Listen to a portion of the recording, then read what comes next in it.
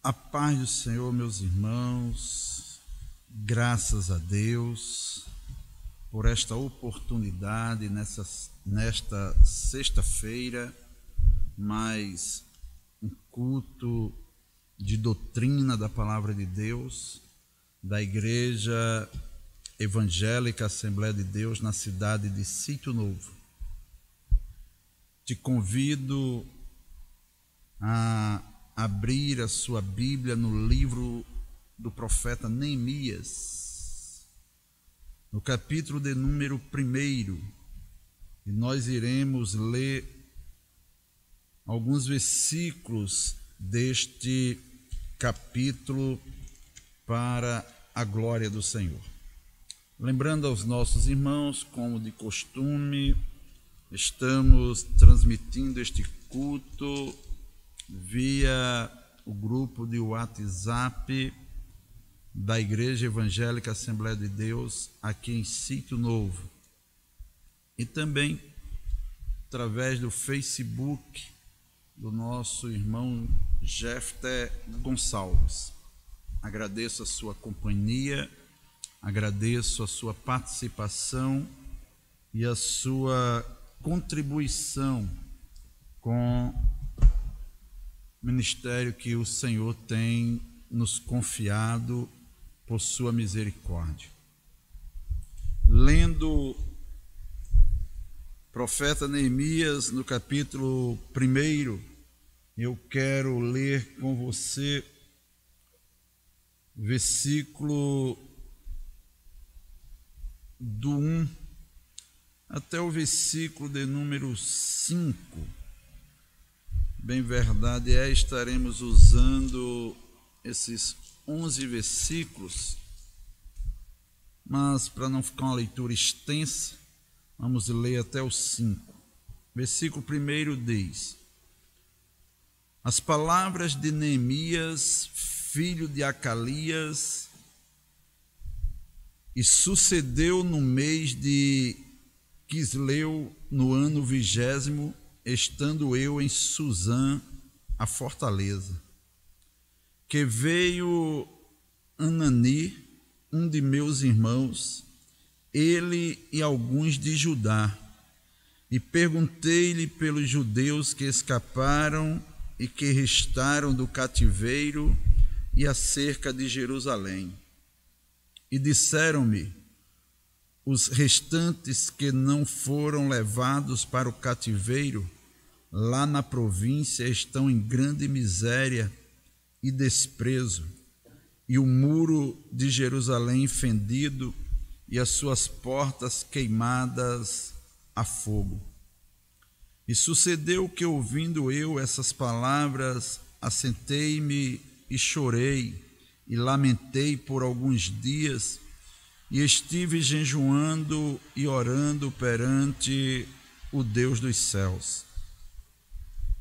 E disse: Ah, Senhor, Deus dos céus, Deus grande e terrível, que guardas o conserto e a benignidade para com aqueles que te amam e guardam os teus mandamentos. Amém. Ore comigo. Senhor Deus, graças te damos por esta palavra lida nesta noite, rogando, Senhor, que o ministrar desta palavra sirva de alimento espiritual, sirva de direção, de orientação, ó Deus, para as nossas vidas, no nome santo de Jesus, o teu Filho. Amém. Nós glorificamos a Deus, irmãos, por esse texto lido neste momento, que o Neemias escreve para nós.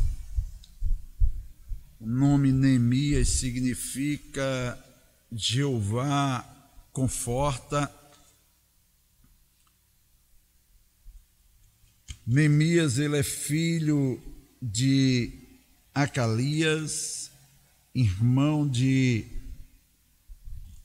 Anani, e ele vive em Suzã, na fortaleza. Ele foi um dos que foi levado cativo, e ele recebe a visita de Anani, e ele pergunta pelos judeus que escaparam e que restaram do cativeiro acerca de Jerusalém. Eu tiro uma lição para nós aqui neste momento desta palavra, no versículo de número 2, a preocupação de Neemias com os seus irmãos, os judeus, e com a sua pátria, Jerusalém, a sua cidade.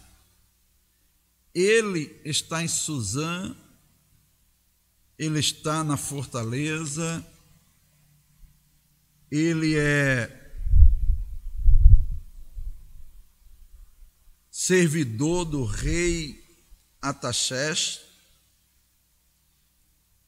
ele serve o rei, um dos seus governadores ali, e mesmo estando em situação favorável a ele, mas ele é um judeu que está preocupado com seus irmãos e com a sua cidade. E isso nos traz uma exortação neste momento, pois vivemos um período em que muitos homens são egocêntricos, que só pensam em si e esquece do seu próximo. É como diz a letra de um hino de um compositor evangélico, que ele diz é que eu quero me dar bem. Se eu estiver bem, o resto tanto faz. Isto não é um pensamento de um verdadeiro cristão. O verdadeiro cristão, ele se preocupa com o seu próximo. Ele ora pelo seu próximo. Nós vamos ver que Neemias ele toma algumas atitudes e faz algumas ações quando ele sabe o relato de como estão os seus irmãos que escaparam do cativeiro e como está a cidade de Jerusalém. Para entendermos a situação, o Anani vai dizer que os restantes que não foram levados para o cativeiro lá na província estão em grande miséria e desprezo. Miséria é o extremo da pobreza. Eles estão passando muita dificuldade, eles estão sofrendo muito, eles estão padecendo ao ponto de Anani dizer, eles estão não só em miséria, eles estão em uma grande miséria. A palavra miséria nos reporta miseráveis. E também estão em desprezo, foram desprezados, abandonados à sorte.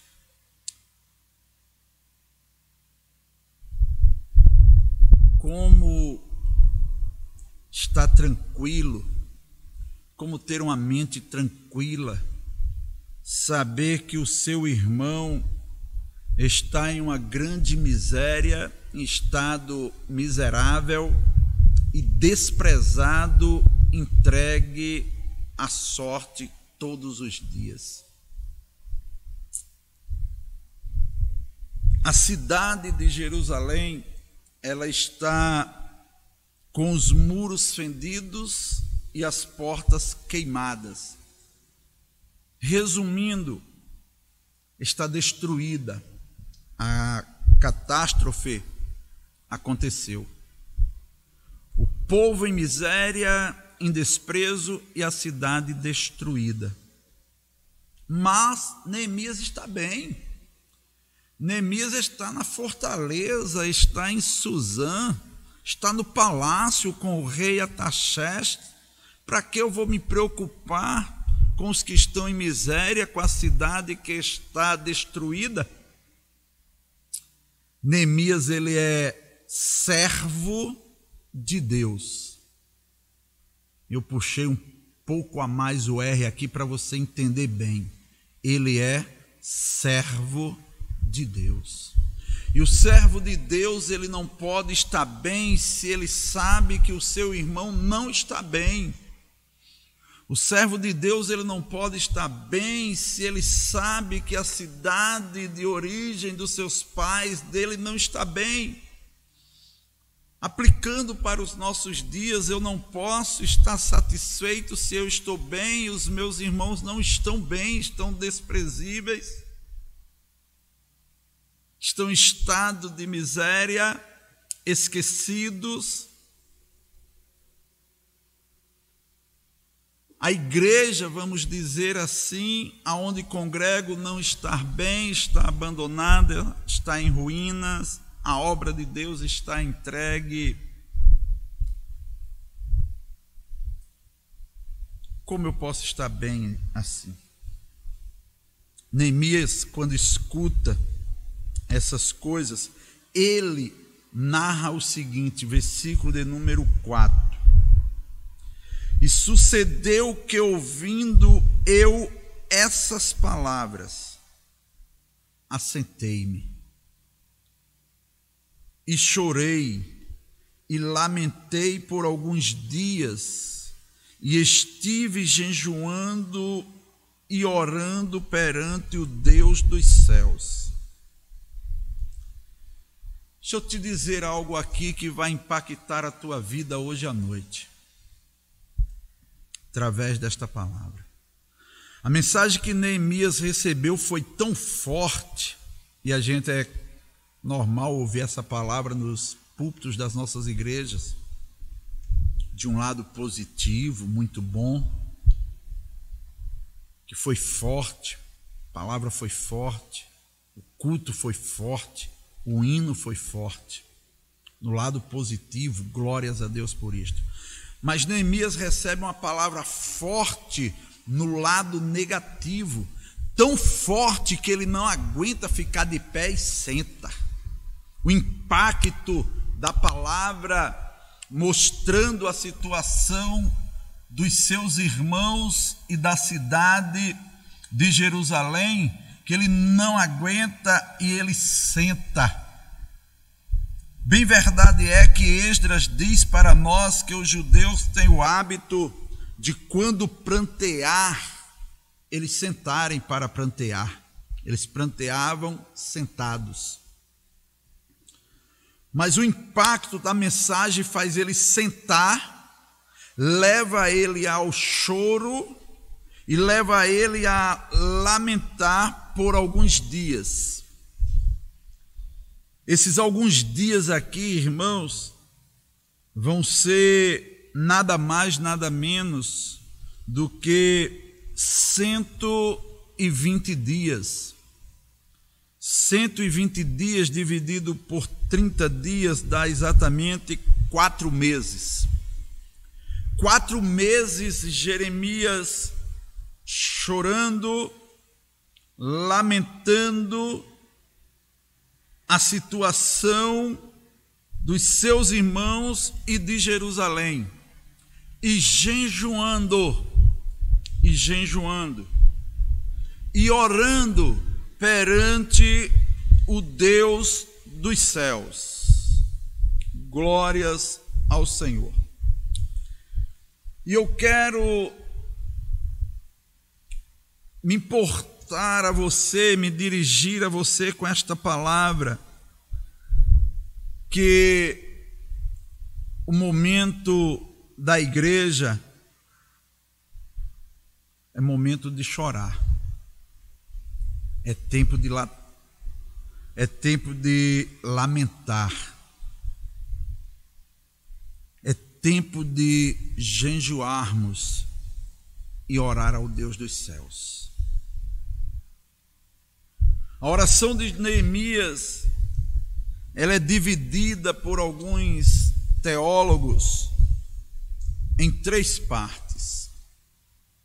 E eu irei aqui mencionar essas 3 partes que alguns teólogos defendem.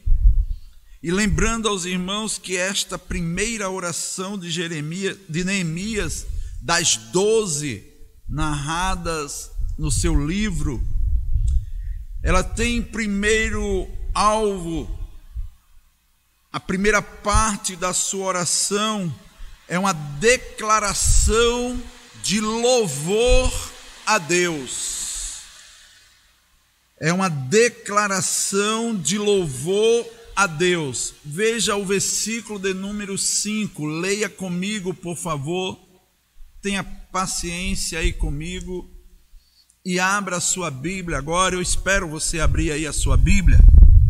No versículo 5 do capítulo 1 de Neemias, Neemias começa a sua oração. Percebam que no final do versículo 4 diz: e estive jejuando e orando perante o Deus dos céus. No versículo 5 ele disse: ah, Senhor, Deus dos céus, Deus grande e terrível, que guarda o conserto e a benignidade para com aqueles que te amam e guardam os teus mandamentos. Neemias, ele faz a sua primeira parte na oração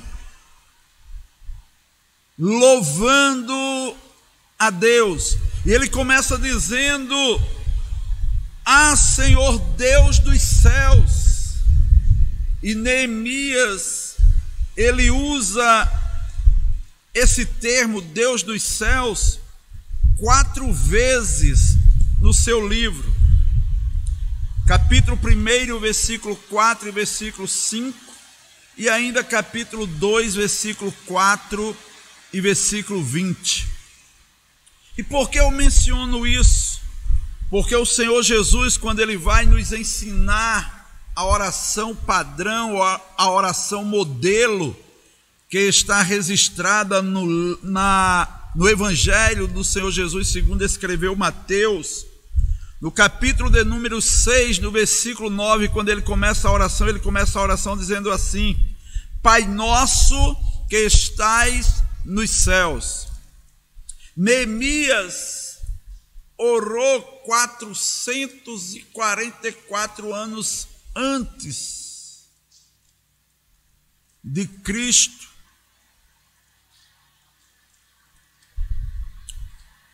dizendo: Deus dos céus.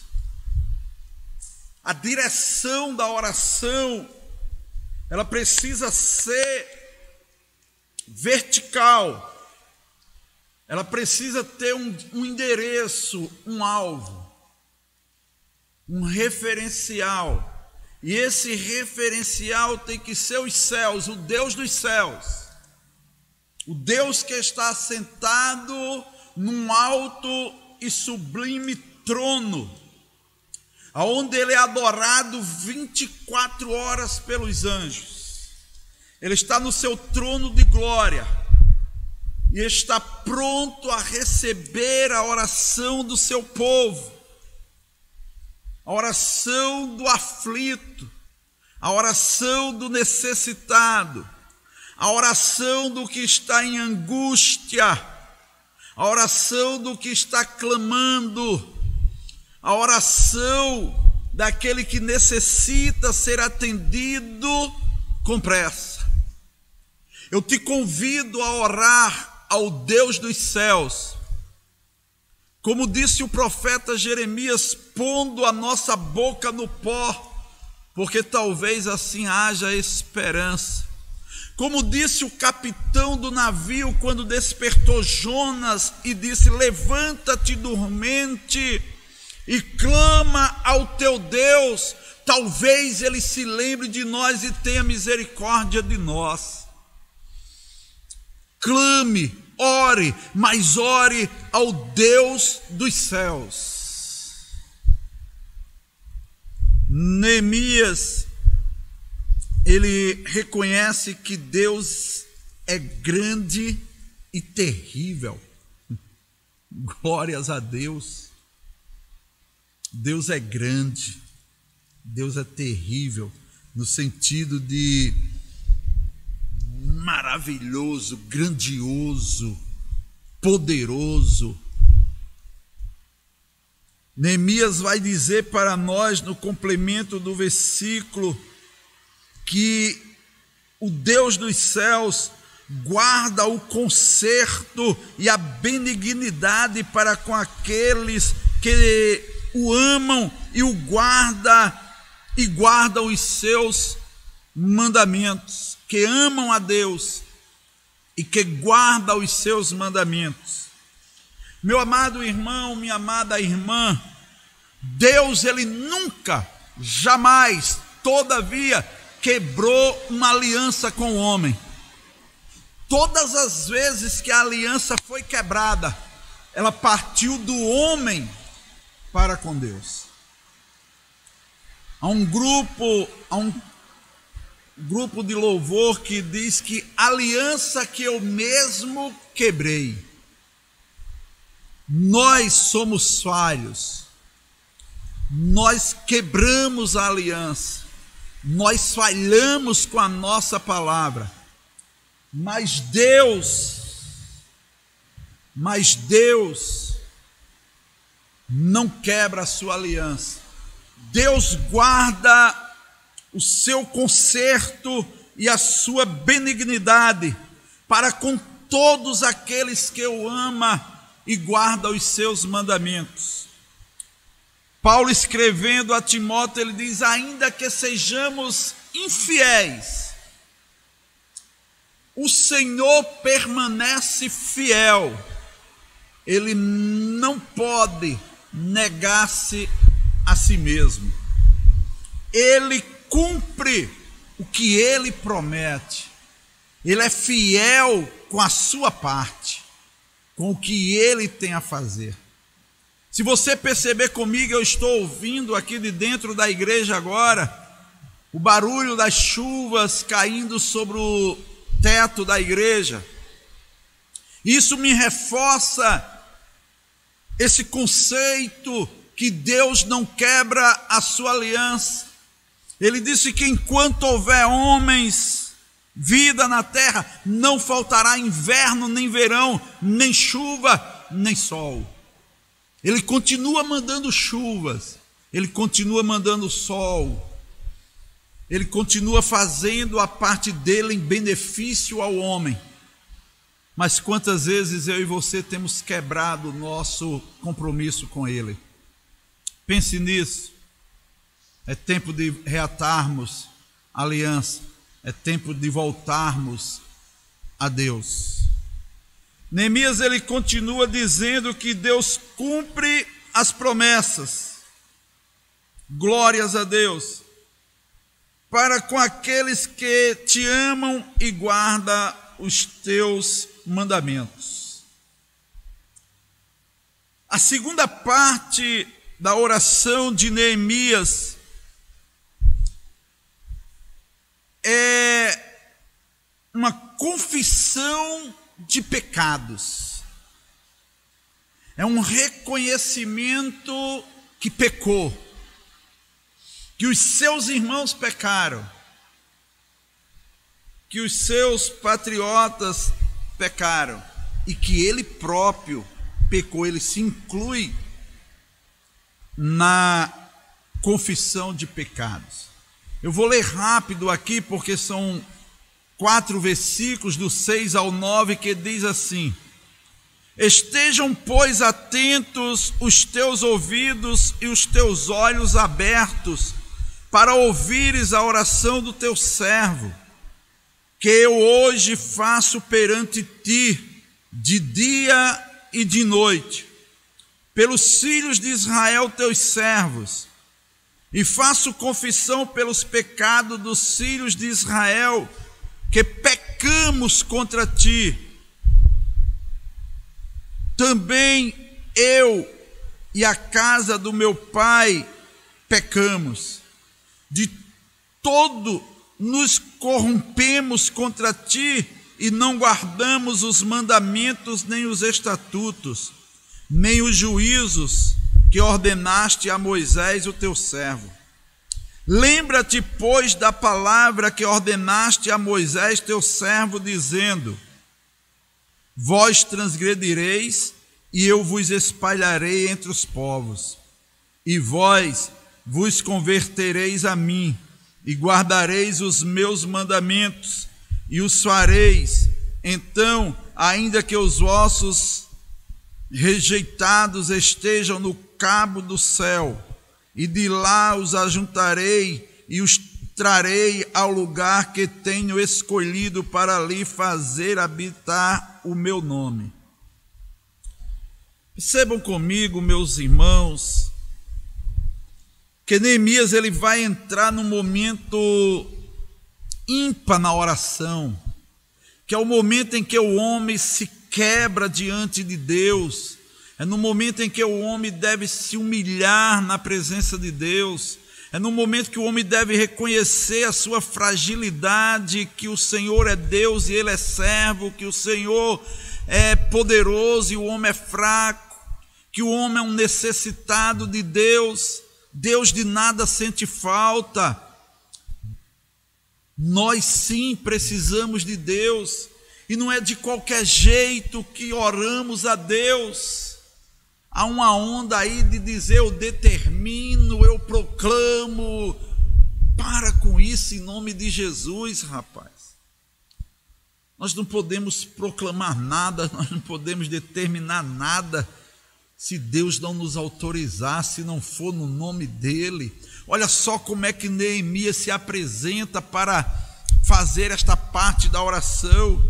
Estejam, pois, atentos os teus ouvidos e os teus olhos abertos para ouvires a oração do teu servo.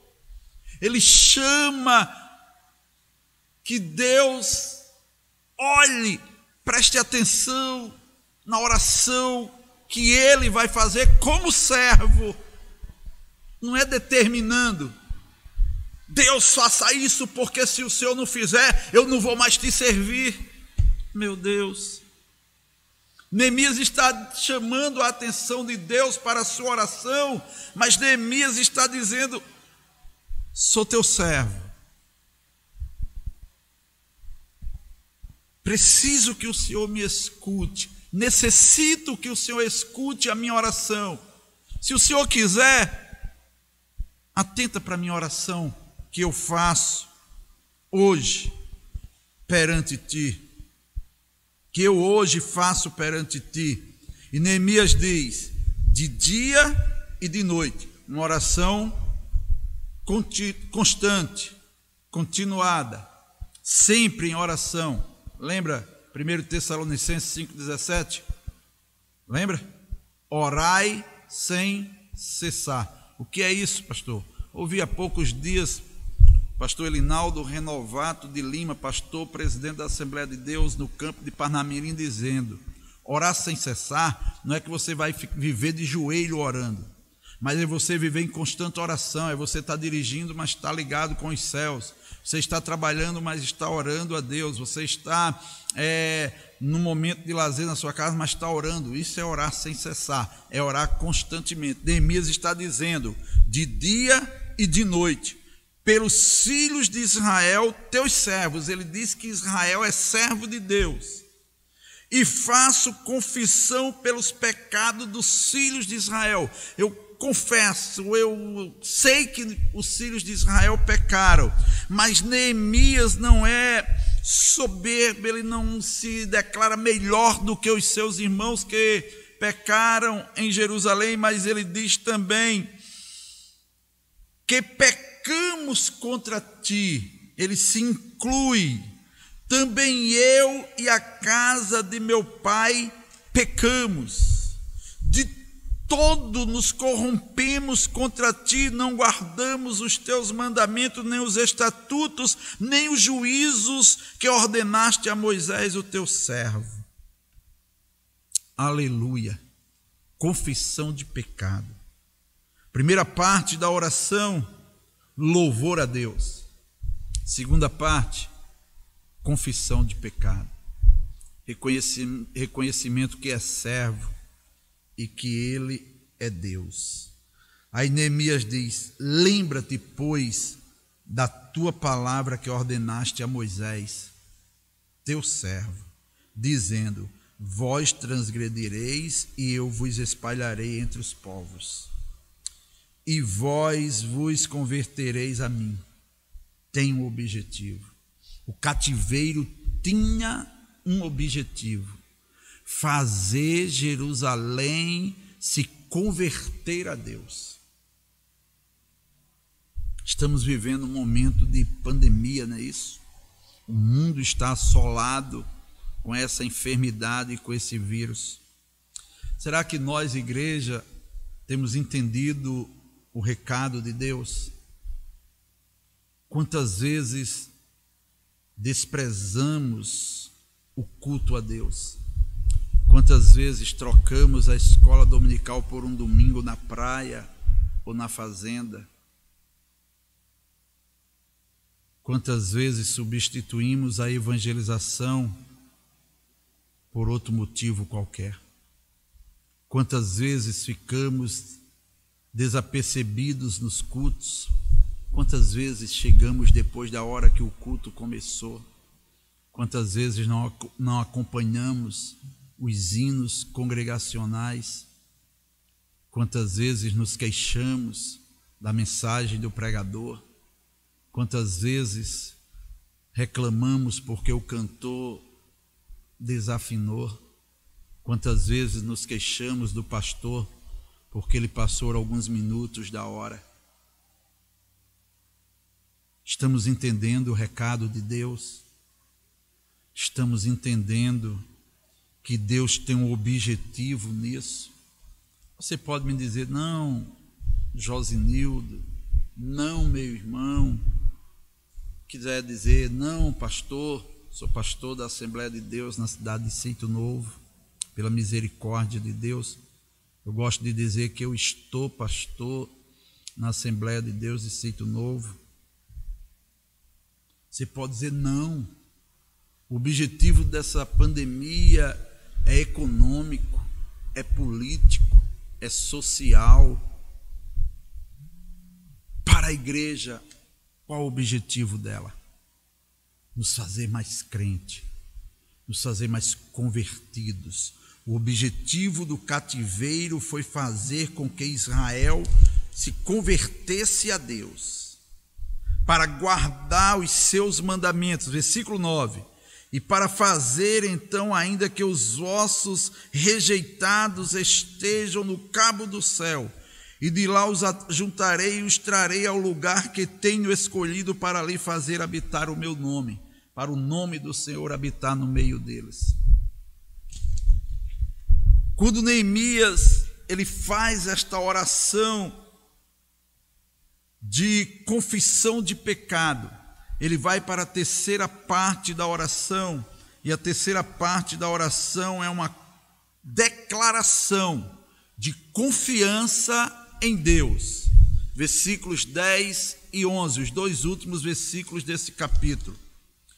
Estes ainda são teus servos e o teu povo que resgataste com a tua grande força e com a tua mão forte.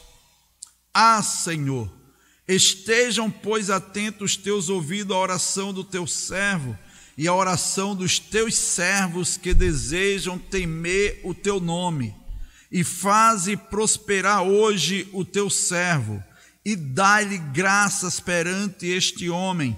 Então era eu o copeiro do rei. O que é que Neemias faz aqui? Ele passa da confissão de pecado para uma oração humilde, encerrando com uma expressão de confiança em Deus, mas ele permita a colocação, ele faz Deus lembrar que mesmo Israel pecando, Jerusalém, os judeus pecando, ele próprio pecando, a casa do seu pai pecando, eles são ainda os servos de Deus e o povo de Deus, que Deus resgatou com a mão forte, com a sua mão poderosa, lá do cativeiro do mundo, e nos colocou na luz. Nós somos o seu povo, nós somos a sua igreja, e precisamos na oração lembrar: Deus, eu sou o teu povo, nós somos os teus servos. Os irmãos, perceba que a humildade de Neemias é tão tremenda aqui, que ele é o tempo todo dizendo que Jerusalém é servo de Deus, que os judeus são servos de Deus, que ele é servo de Deus, que os seus irmãos são servos de Deus, que Moisés é servo de Deus e que todo o povo é servo. Ele não se aparta desta palavra, ele é servo, ele não é Senhor, ele é servo. Senhor é Deus. Nós somos servos, e servos que necessitam da misericórdia do seu Senhor.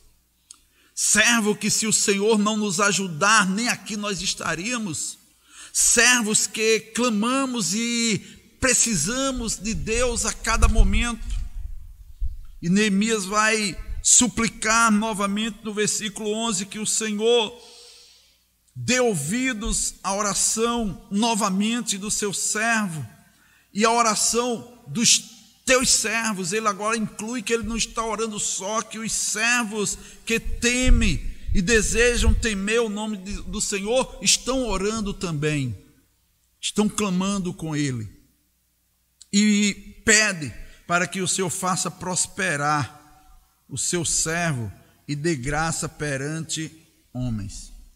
Que a nossa oração seja suplicando a Deus para que Deus escute a nossa oração. Eu peço a Deus que Ele escute a minha oração, o seu servo, e a sua oração, a oração de vocês, a oração dos senhores, a oração das senhoras, a oração de vocês jovens, de vocês crianças, servos dele também, que Ele escute as nossas orações e nos socorra, pois estamos carentes do seu socorro. Como disse o salmista: apressa-te, ó Deus, em socorrer-me. Que possamos pedir a Ele, e que possamos entender que a oração não é só chegar e falar, não. Neemias orou com um padrão de oração. Jesus ensinou um padrão de oração em Mateus 6, 9 ao 13. Louve a Deus em primeiro lugar. Confesse os seus pecados diante de Deus, faça confissões coletivas e, por fim, confie, declare confiança no Deus de Israel. Salmo 37, versículo 5: entrega os teus caminhos ao Senhor, confia nele e ele tudo fará. Entrega, confiança, entrega, otorga. Entrega a tua vida a Ele, otorga a tua vida nas mãos dEle, deixa Ele tomar conta, confia nele, fé, Ele vai fazer, Ele é comigo, e Ele tudo fará. Convicção, eu tenho fé, eu tenho otorgado a Deus esta causa, e Deus Ele vai resolver, Deus vai honrar a nossa fé, e tenho convicção que Ele nos dará vitória, porque Ele é Deus nos céus, é Deus na terra, e nós o adoramos porque Ele é bom. Fiquem na paz, abraço em o nome de Jesus. Oro por você neste momento. Senhor Deus e Pai eterno, oro por cada um dos que estão ouvindo esta mensagem neste momento, que ela chegue até o coração de cada um e que surta o efeito desejado pelo Teu Espírito Santo, não desejado por mim, pois sou simplesmente o transmissor da tua palavra, que ela surta efeito em nossas vidas e que possamos te servir melhor no nome de Jesus. Amém.